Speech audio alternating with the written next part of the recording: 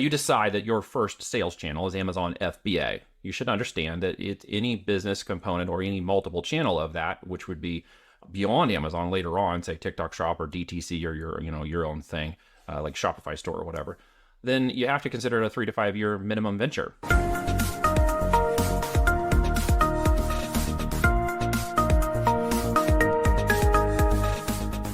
Hey, welcome to PayPod, where we bring you conversations with the trailblazers shaping the future of payments and fintech. My name is Kevin Rosenquist. Thanks for listening. My guest today is Neil Twa. He's the founder and CEO of Voltage DM, a consultancy that has helped hundreds of entrepreneurs launch, scale, and ultimately exit successful Amazon businesses. Neil's 5-to-5 product launch playbook has empowered brands to achieve incredible growth, reaching 6, 7, and even 8-figure revenues. But in a space crowded with gurus and big promises, Neil stands out with a unique, hands-on approach that champions long-term, sustainable business success over quick wins. Today, we'll explore his strategies for thriving in the constantly evolving Amazon ecosystem, talk about what it really takes to build a successful FBA business, and uncover the lessons he's learned from helping sellers navigate both triumphs and setbacks. Joining me now, Neil Twa. I've heard it said that Amazon FBA businesses, or fulfilled by Amazon businesses, are the digital age's equivalent of mom and pop shops. Do you agree with that? Yeah, to a degree. It's just a defined mom and pop shop. Everybody thinks of it as the fine and dime on the store where, they work a few things and it's quaint and it's kind of whatever. But very true. I have a mom and pop shop right now too, but it does 8 figures in sales. So you have to kind of define what you mean by mom and pop shop. It's a good point. I mean, I think it's just like, it's where people sell their stuff. I think that's kind of like what people are. Yeah, I would say eBay aligns with that. And we'll talk about why I think the difference is between maybe FBA and the private label and maybe at eBay and Etsy, flipping products on Facebook feel like people selling their stuff in that phraseology or in phrasing versus what is a private label brand building for an exit, an opportunity, a growth. Mm-hmm. Yeah. How difficult is it for little guys to carve out niches in a marketplace dominated by larger corporations? Yeah, great question. And it is becoming increasingly difficult. I've been at this for 12 years on the Amazon channel, and there's the Wild West days of, everybody suddenly realizing that, Amazon FBA or fulfilled by Amazon, it's which they deliver the products. You may get it when it shows up at your house 3 or 4 times a week, right? It's just we use that at least system, right? To what was eBay of the day and these kinds of things that I think a lot of people sort of have in their mind is that I can just sort of flip products, arbitrage products, shop my way to wealth and these kinds of things, which are kind of short-term profit gain, short-term opportunities, but nobody wants to buy a job. So in the end, you can't really scale those businesses. And over the last 10, 12 years, Amazon's have moved everything towards brand building. So they're making efforts, year by year, month by month, in some cases, to really push all of it towards brand management, trademarked, brand registrations, and actual, products that are created and can be validated as created by the business. So it's changing the affect of mom and shop business from, hey, I've got stuff I can maybe fly and make some money, a few thousand a month, reselling products on Amazon, to them pretty much shutting those stores down, stopping most recently bundles with brands that are maybe larger corporate brands that people are taking and kind of arbitraging into bundles and putting into Amazon. They're shutting that down. Because the brands are like, hey, can't put Clorox with another brand that's a competitor's and put it as a bundle. We don't like that. We don't want our brand touching somebody else's. And that's one of the things that the system has allowed to date. So people have taken advantage of it as a kind of a side hustle flipping kind of business model. But the real opportunity for a side hustle to grow a business into something that becomes a real business that has an intrinsic value, a saleable asset, to it, a base in which in 2 and 3 and 5 years I could sell this thing. It's private label brand building. And so with the mom and pop aspect of your question, yes, it can't be done, but you can't think about it in the same way as a side hustle or a hobby business. You need to think about it as a real business. This is the first channel. I'm going to deploy whatever capital is necessary in year 1 to take over my market share and compete in a marketplace, a free market economy like Amazon that allows you to compete head to head with big brands and in some cases outmaneuver them, which we've been able to do because they don't always know how to use the system well enough, and we can outmaneuver and innovate our way around them to create competition in that marketplace, which is awesome, and even equatable or above. In some instances, we've beaten Amazon in its own game in some of the products they sell. So when you know how to take advantage of that, then it really gets down to the time, energy, attention, and money required to actually make it become a real business for you. So you're a coach and a mentor as well. to these people that were trying to get into or looking to get into semi-passive income Yeah. opportunities? Almost automated income, we call it. Almost automated income. I like that. Mm. How do you redefine or reframe the concept for success for new entrepreneurs who might not be aware of the challenges and sort of the grind that is associated with scaling an FBA business? Because I mean, I would imagine you run into a lot of people who are like think it's going to be kind of a maybe a breeze, especially if they get in with a guru like yourself. Yeah.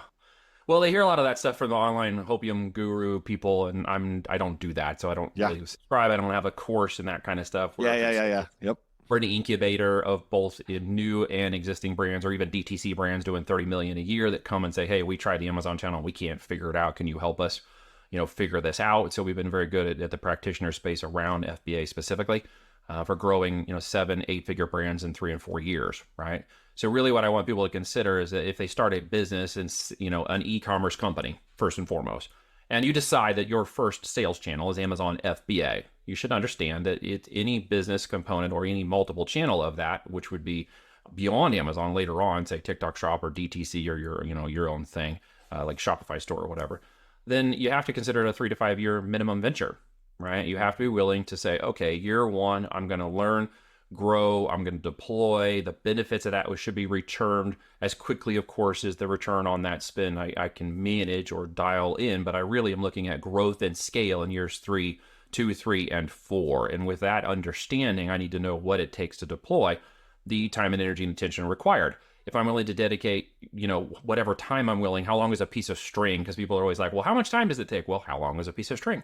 It really gets down to what I'm willing to cut. Okay, some people are going to like, well, I'm willing to cut my string this long and it has to stay this long. And if it doesn't stay this long, then I can't do it or it's not of value. And I would say, someone else is willing to cut their string this long, which means you've already lost your competition in your mindset before you even started.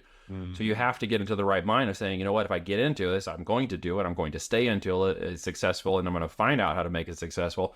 And I'm going to take whatever time is necessary to change this. As our motto says, do something for 3 to 5 years that no one else is willing to do so you can live like no one else afterwards. So if you're willing to put that energy and attention into it, you'll dedicate whatever is necessary. When doing correctly and understanding a process and a procedure and a playbook, if you will, then you understand that your time can be reduced out of operational roles and into more C-suite roles, like what we call a C-suite CEO operator, which means I have operational understanding, but then I can place trusted individuals into those roles, contractors, not even employees, who can do those specific 5 or 6 major functions of this business and pull myself up into maybe 5 hours a week of oversight with standard operating procedures, etc. It's possible for someone to manage 2 or 3 of these businesses at scale when you put the automations in place to do it. But it does take that upfront work. And those who are willing to follow the process and do the upfront work will ultimately surpass people who are, thinking that the marathon is this long when the marathon is really this long. Yeah. And somewhere around mile 13, they're willing to give up because, well, it's just too hard. But Yeah. any business is hard. Life is hard. To choose your heart. Yeah, choose your heart. That's a good way to put it. Or Yeah, I it's totally hard. agree. Yeah. Like, it's all hard. You just have to decide which is harder than something else. And I was literally having this conversation with my 14-year-old earlier about making decisions, and we were just in the coffee shop. I had taken them down to get their teeth, and I went down there to help out because mom was with the other kids, and we went to grab a coffee, and she was having a hard time choosing which coffee. And so as she grabbed and finally chose which one, and then we stood back, I was asking her what was going through her head in that decision process. What were you thinking? And it wasn't really at the end of the day about the decision process that she was struggling with. She could make a decision. It was about the outcome, the unknown. Will I like this? Did I make a great choice? This is the one I'm going to get. And if I don't like it, then what? Will I have FOMO? I wish I had chosen something else. Or Dad's not going to buy me another coffee, so I'm stuck with the one I got. I don't have any cash on me right now, and so what I get is what I get. Am I going to be happy with that? And that's building, molehills and mountains and mines, and we decide to make sure we only build, moles. We can kick a mole over. It's pretty hard to move a mountain. And I was telling her, obviously you don't have the faith to move the mountain right now, so maybe just try to figure it as a molehill. Try to start small. Try to see your wins as something that is small in the process and accept the outcome no matter what it is, and then figure out how to change it if it's not right. Right. Fix it for next time. Fix it on the next one. And that really gets down to any business you do, okay, real estate, online, digging ditches, or e-commerce. You're going to have to work through those challenges and overcome them, understanding that you invest in the knowing or you invest in something you know. If you're going to go after e-commerce, you're going to invest in the knowing because it is a changing, evolving, growing opportunity that has huge upside potentials. huge. This system just is Amazon is one channel, 8,600 units a minute. 8,600 units a minute are moving through that channel. There's a huge amount of opportunity. It's a freaking miracle the thing even works. TikTok shops are now busting through, live streams at 5 million in 3 hours. That's insane, man. That is insane. Yeah. So there's a huge upside that I don't think people wrap their minds around because there's a lot of short-term FOMO kicking in. And e-commerce is not a short-term FOMO thing. Yeah, I mean, short-term FOMO. Even it's why we can't decide on what to watch when we're going through our streaming platforms, right? Click, and you set an hour watching trailers. Keep going. Yeah, all of a sudden I'm like, I don't really have time to watch a movie anymore. I gotta get to bed. We all struggle with that decision, right? And so the oddest part of that is just realizing that you go ahead and hit play and you watch the first 5 or 10 minutes of it and you decide you don't like it, you go watch something else. That's the beauty of on demand. When we went to Blockbuster back in the day, you didn't have that choice. You picked out 2 videos, you liked those suckers. If you didn't like them, you're hosed. You watched it anyways. Yep, you watched it anyway and you sat through that garbage. You're like, okay, this is a train wreck, but I paid money for this. Yep. I have to watch it because now I got to return it. No, screw the whole thing. I got to rewind it too long. I got to rewind it or else I'm going to get dinged. So there was a lot of barriers to that requirement to make sure we made a choice and then accept the outcome. With the digital age, the outcome is a few seconds of disappointment. And for some people, that few seconds can feel like an eternity. Mm-hmm. Yeah, absolutely. What are some of the biggest struggles that you see with new entrepreneurs that come to you and want to start a business? Yeah, it's what I call the emotional cycle of change. Okay, we all have it. We all get it. It's something we've managed. It's something I managed at large scale at IBM. It's something I manage in our business. It's something we manage with every new person or every business that wants to scale another channel and is looking to open up the next level of opportunity. And that is, well, I'm excited. There's a huge amount of opportunity. We're climbing this hill and it's like, man, this is going to be great. It's life changing. I know why I got here. I know where I want to go. I know what's happening. And the first series of events that don't go right are the first challenges they run into. They start sliding down the backside of that.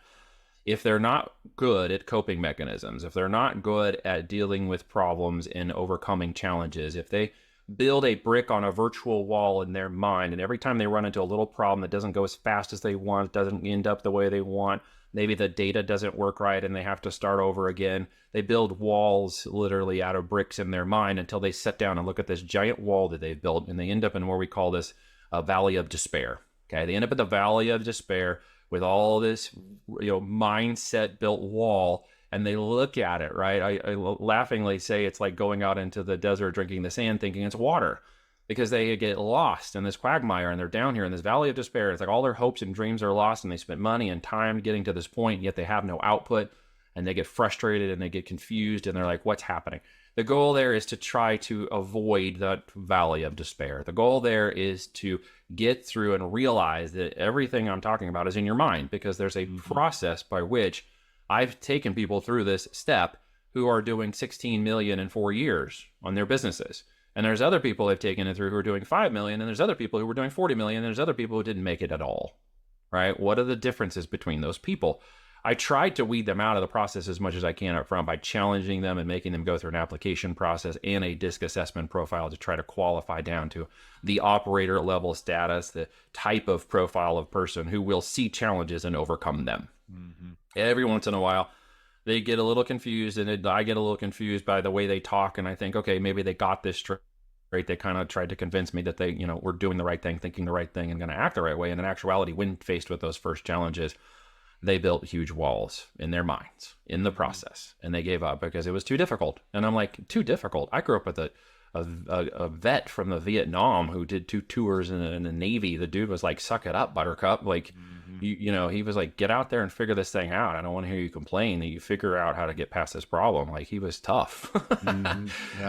But he built some really good coping mechanisms into me. And I try to instill that into folks who I think at times, because of the culture of the world, the food system, the ease of technology, and the money that can be made in different ways, and just the simplicity of the way our life works now versus the way it worked 100 years ago, is got people into this idea that some of these things are much more complicated, difficult, and impossible than they think.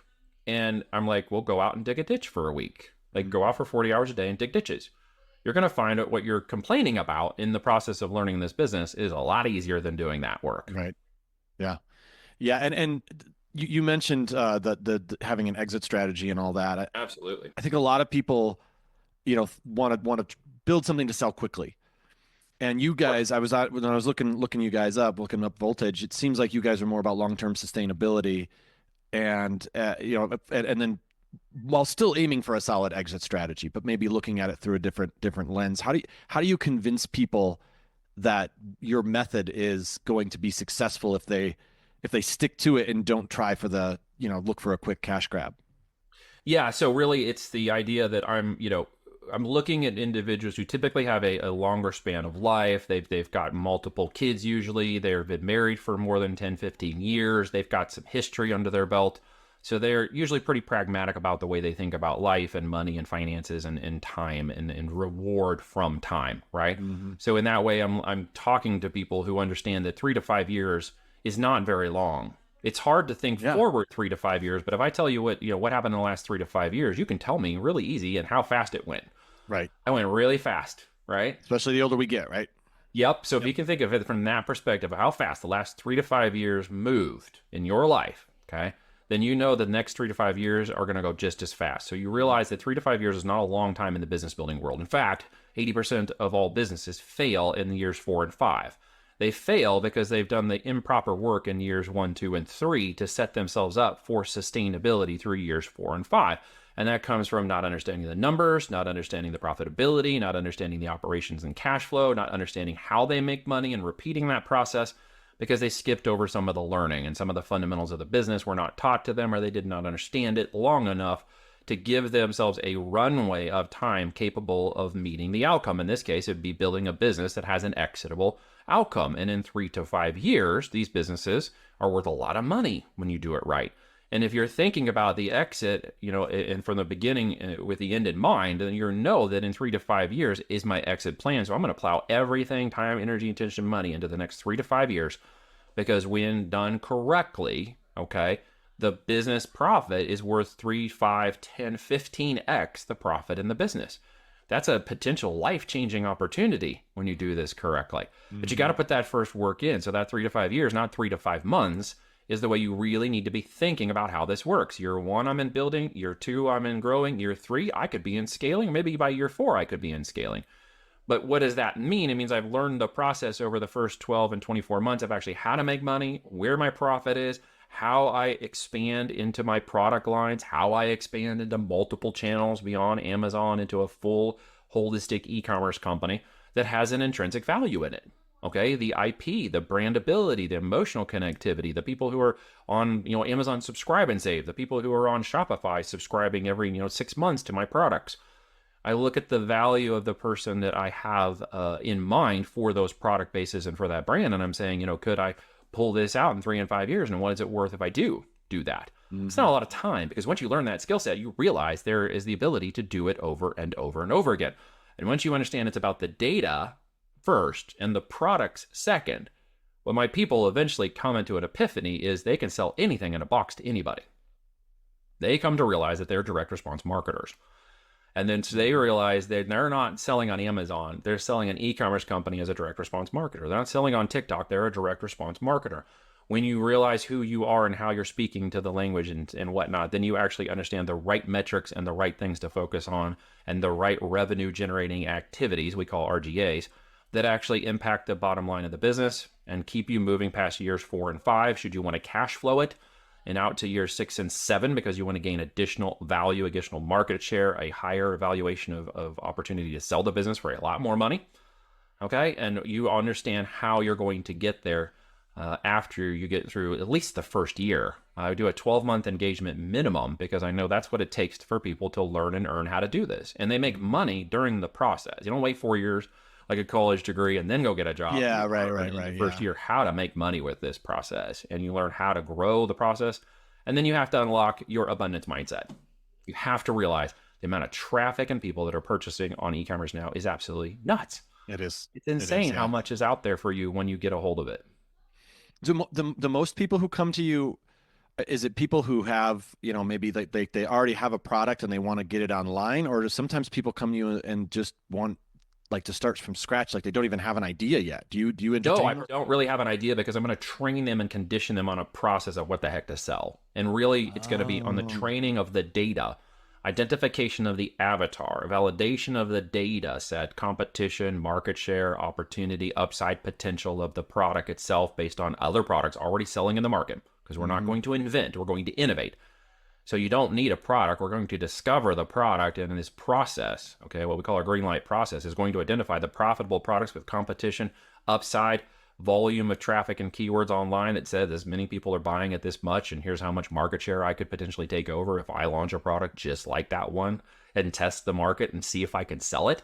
And from there, they learn the process of identifying who that person is. Is it a 40-year-old female who likes to, cook, or a man who likes to cook, and they love the kitchen, they like a particular kind of food to cook, they want it to be gluten-free, they like these things. You literally develop this avatar, and you target your products and information directly at that avatar and learn how to speak to them correctly, and your upside potential, it becomes huge. So we actually train them through that process. They don't need to have a product. They don't need to invent a product. They don't need a patent on a product. What they need to understand is what's a good product that is profitable, and how can I sell one of them? Mm-hmm. Yeah, okay. That's interesting. And I mean, the consumer behaviors change so rapidly. I mean, we see that all the time, Yep. especially on Amazon, and it continues to evolve. Correct. How do you see the future of e-commerce changing in the next 5 to 10 years?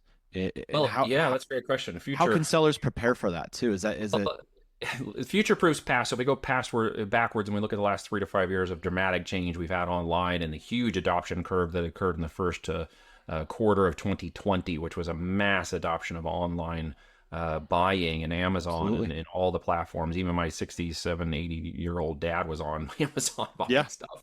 82-year-old, right?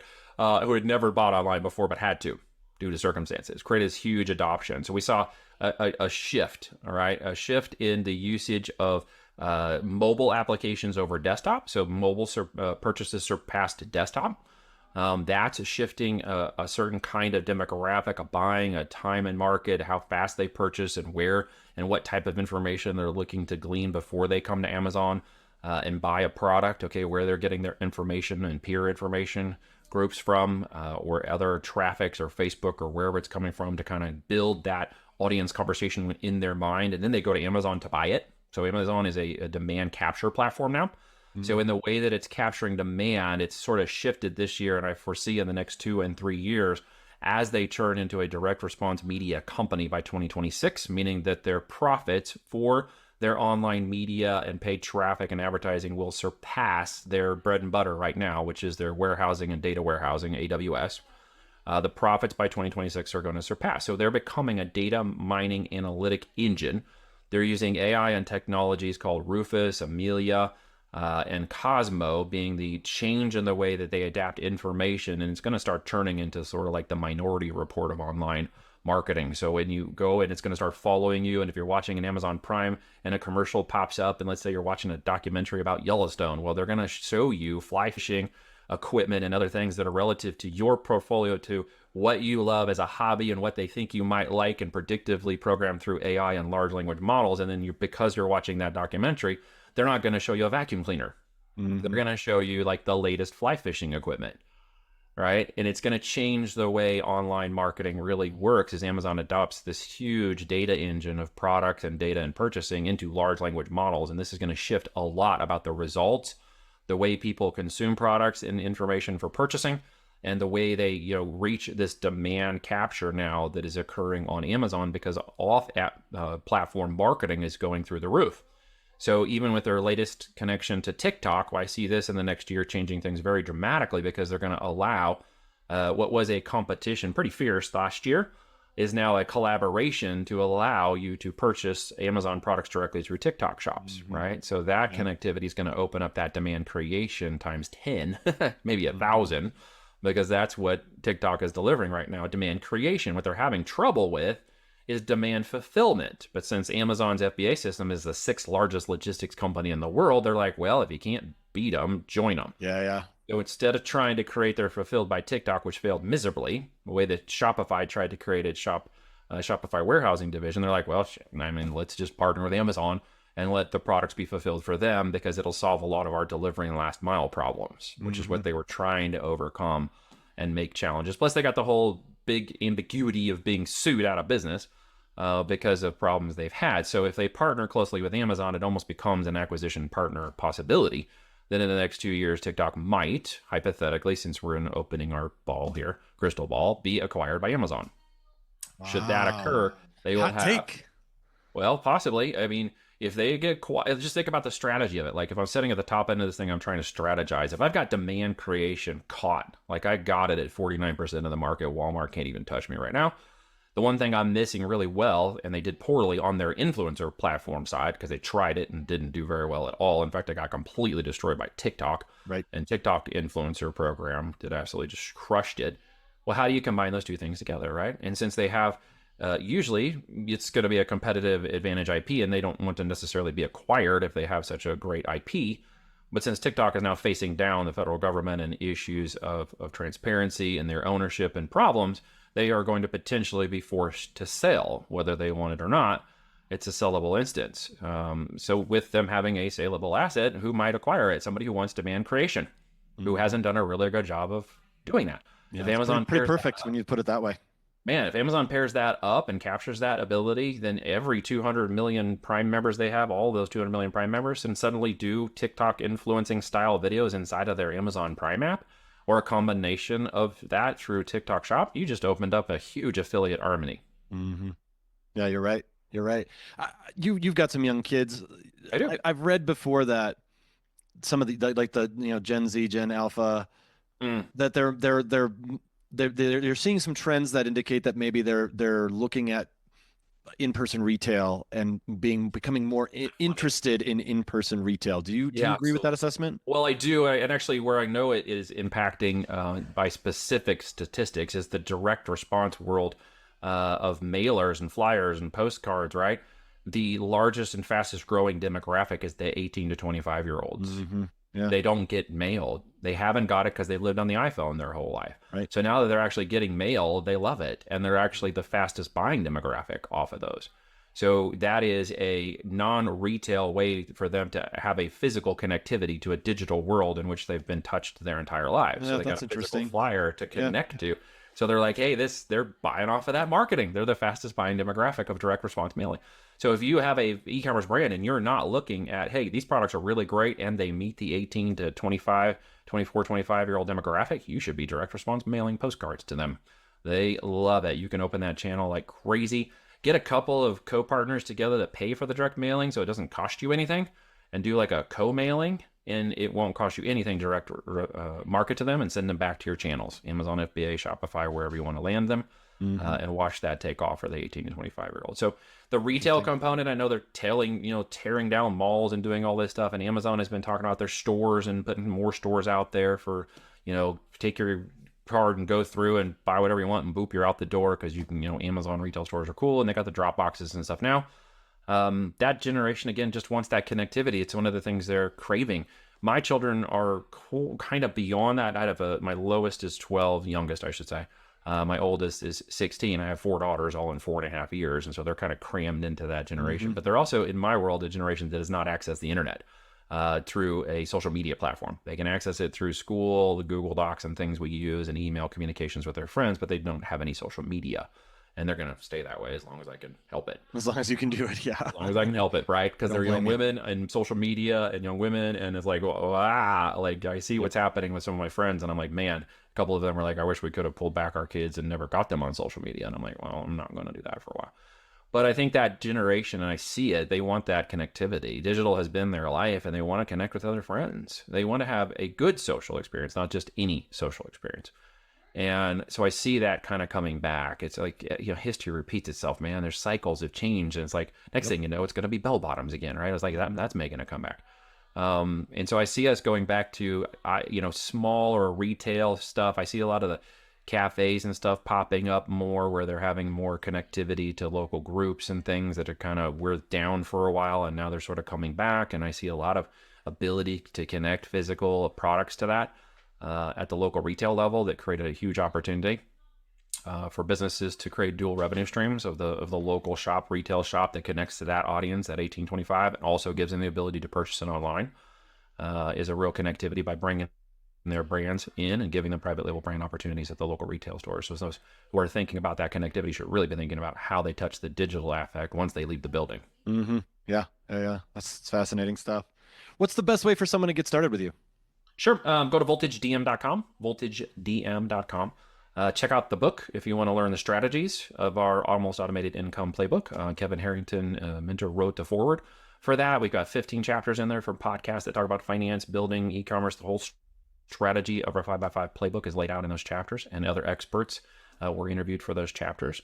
It's got resources and information in there to check out what we're doing. And then if you feel so led, apply for one of the 5 positions we open each month to train operators. It's a 5x5 methodology. I got to tell people up front, if you're going to build an e-commerce business in our framework, you need 50 to 100K year one, because we're going to go after a 7 and 8 figure business by years 3 and 4. So we're not playing small. We're also acquiring businesses. So I got to just throw this out here if you don't mind for anybody listening. Go for it. We're looking to acquire companies in the 10 to 20 million in revenue, minimum 3 to 5 million EBITDA. And we are going to acquire 5 of those by the end of 2025 is our current goal. We work with a company called Patriot Growth Capital, which you guys can check out if you're in the veteran space. It's a veteran-backed, owned, invested, and will be veteran-operated for the companies that we acquire.